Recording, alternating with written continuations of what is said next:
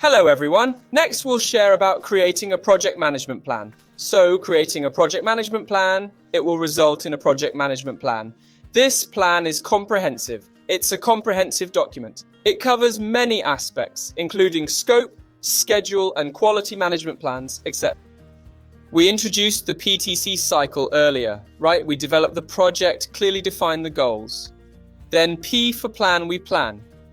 Our project management plan is the process of creating this plan. Making a project management plan is defining how to achieve the plan, preparing and coordinating subplans, integrating into a comprehensive plan. So this document is comprehensive. This document, on one hand, tells us the overall project management goals. On the other hand, how to achieve them. That is, when we execute later, how to act to achieve it, how we'll implement to achieve it, and later monitor and control, compare execution with the plan. That's its value and function. Creating this plan has many inputs. One important input is the project charter. Remember what the project charter is?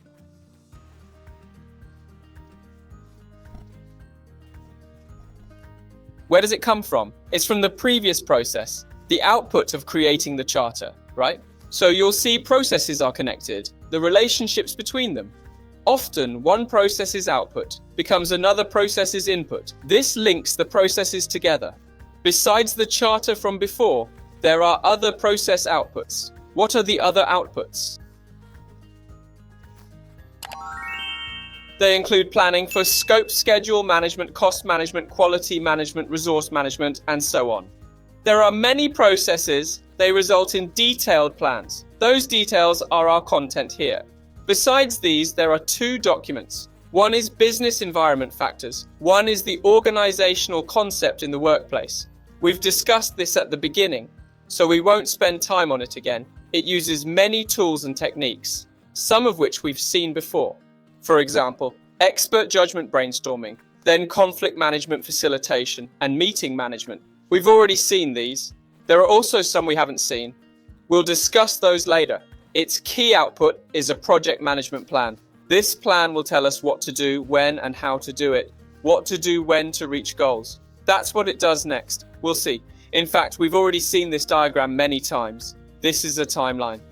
On this timeline, we divide the project into phases like the initial startup phase, organization and preparation phase, then the execution phase and the closing phase, corresponding to 5 main gates, like the startup gate, planning gate, execution gate, and closing gate. Monitoring and control throughout each process or phase has an important output document. What's the startup output document? It's the project charter teams usually use. The project charter as a starting point for planning, then usually after planning we get a crucial document. What document? Called the project management plan. So we typically use this plan as the end of planning and as the start of the execution phase. So charter starts the process, management plan starts execution. That makes sense, right?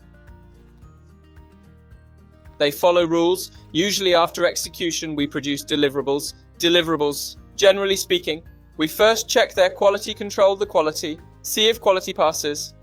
After quality check, we have a scope confirmation process to inspect it. That's accepting deliverables.